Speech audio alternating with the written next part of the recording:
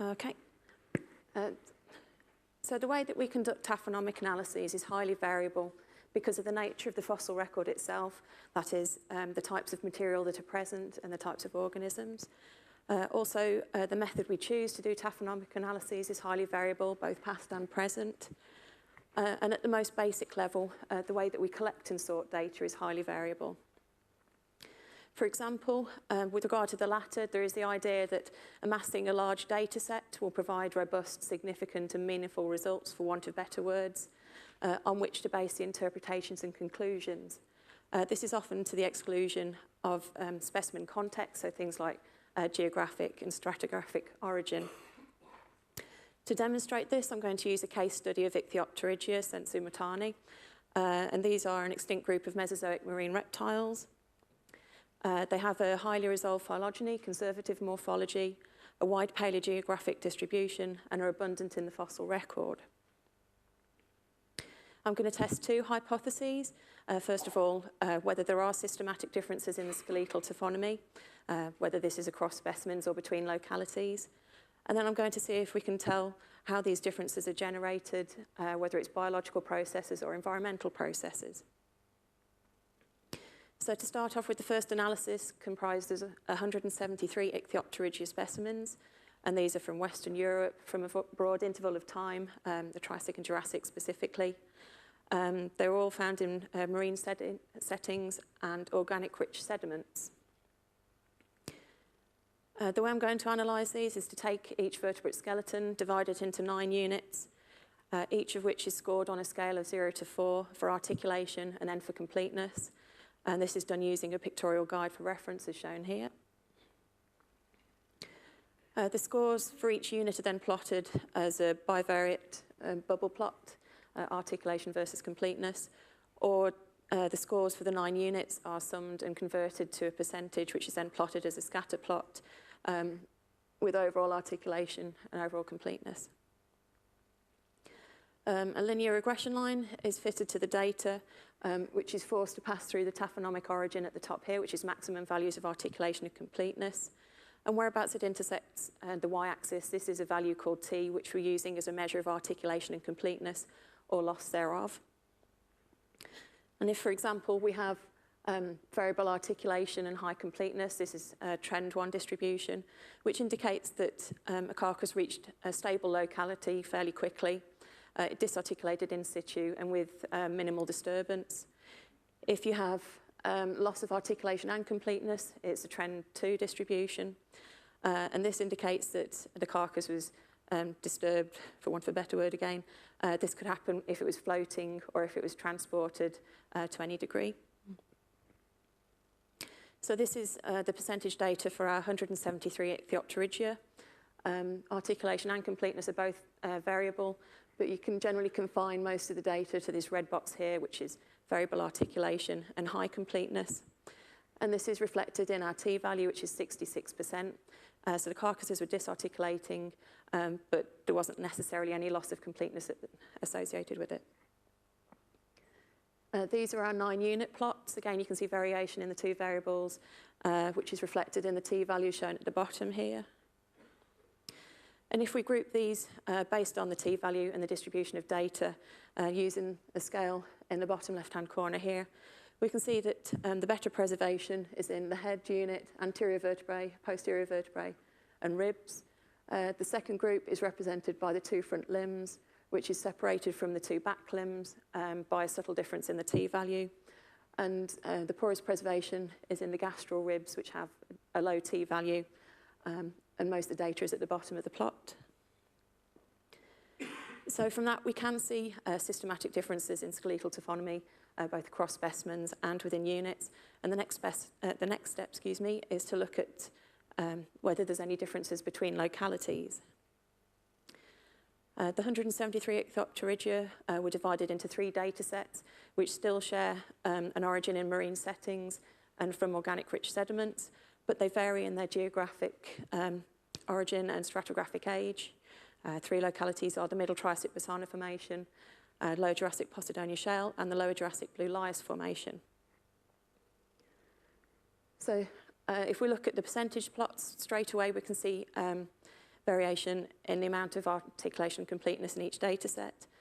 T-value indicates better preservation in the Besano formation, 66%, so still fairly high in the Posidonia shale, but lower for the Blue Lias formation. And there's also a gap in the data at the top here, which is exhibited in both of those data sets. So the unit plots, if we group those based on our colour spectrum, again shown in the bottom left-hand corner, you can see that there's some consistent groups. So in each case, the head, anterior vertebrae, and posterior vertebrae are present as a group in each of the data sets. There's generally two divisions in the limbs. Normally the front limbs are separated from the back limbs, again there. There's a slight difference that I'll come back to in the Blue Lias formation. If we look at the colours, if we compare each of the data sets, you can see that the colours for the Besano formation are at the top end of our scale. The Posidonia shale has all the colours represented. And for the Blue Lias, we're at the lower end of our colour spectrum. If I come back to this different colour here, what we found was that the T-values are relatively similar, and also the slope of the linear regression line was similar in 3 of the limbs and the gastral rib unit. But the actual distribution of data is slightly different. So rather than adding another lower band to our spectrum, we're indicating some variation is taking place in the progression of the breakdown of the carcass. This is the same data just shown in a different way. These are web plots, so each of the spokes represents one of the units. You can see the variation between the different units in each of the plots. And articulation, we've got average articulation, is better for the Blue Lias formation and poorest for the Besano formation. Average completeness, better for the Besano, poorest for the Blue Lias. And the T-values, as I've shown before, highest in each of the units for the Besano formation and lowest for the Blue Lias. So what does this tell us about the taphonomic pathway? Well, it suggests that the gastral ribs are the first unit to start to disintegrate and disarticulate, followed closely by the back limbs. And as decay progresses in the other units, it's continually further ahead in the gastral ribs and the limbs. And the skull unit and the vertebral column, so the anterior and posterior vertebrae, persist longest regarding articulation. But as disarticulation is present, but completeness generally remains high, we're assuming that processes at the sediment-water interface are primarily responsible. So biological processes we can generally rule out because the morphology is conservative. But if we're citing environmental conditions, what sort of conditions are we going to suggest? Well, what we need is something to explain a preservational gradient between the Blue Lias, which has the poorest preservation, through the Posidonia shale, and to the Besano formation, which has the better preservation. If I take a case study from the Central European Basin, specifically the Southwest Germanic Basin, these are lithological sections along this transect here. And what you can see is the proportion of black shale decreases relative to marls, muds, and limestones as you move from the middle of the basin, such as Dortenhausen, towards the margins, which is the Aquitaine Basin. And what we have in our 3 localities is a much greater range of environmental settings, the continental basin margin, basin centre, and an intra-platform basin on a shallow carbonate shelf. And this range of settings is reflected again in the lithologies. Although there's black shale in each of the units, there's different associated sediments. So for the Besano formation, we have dolomite, which represents calcareous event beds washed in from the surrounding reefs. In the Posidonia shale, we have limestones, distal turbidic flows, and storm deposits, which are in relatively thin bands. And for the Blue Lias formation, you have marls and limestones, which are in relatively much thicker bands, as shown in the picture here. And this indicates some variation in the siliciclastic and carbonate material coming into the environment. So we've identified the preservational gradient, and there's some differences in lithology. What actually causes these? Well, these are a few of the environmental features. If we look at water depth, first of all, the Posidonia shale and the Blue Lias formation have similar shallow water depths, but this is in contrast to our preservational gradient because it was a Besano and Posidonia shale, which probably had the more similar taphonomic distributions. I've highlighted the depositional rate. It's similar for each of the units and slow in each case, but I think this still has some importance for the taphonomy of the ichthyosaurs. The longer you leave something exposed, the more disarticulated it becomes. Also, the paleoclimate, there's an inference of monsoonal activity, so this probably affected rainfall, water circulation, and surface runoff, so fairly similar. But the thing that I think is important is the proximity to land. The main biota in each of these units is marine, but there are plant fossils indicating some influence from land. And if you look at the fossils downstairs in the museum from the Besano Formation from Mont San Giorgio, there are some possible terrestrial reptiles, such as Tanystropheus and Macrotnemus, but we're not 100% sure about those. But in the Posidonienschiefer shale and the Blue Lias Formation, there is more definite but rare terrestrial taxa, such as dinosaurs and pterodactyls.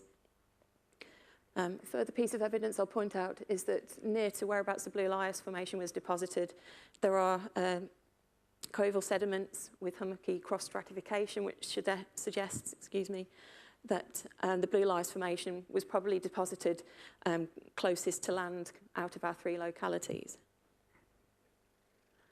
Further sedimentological evidence supporting this theory comes from northeastern Germany, where there is a green series clay.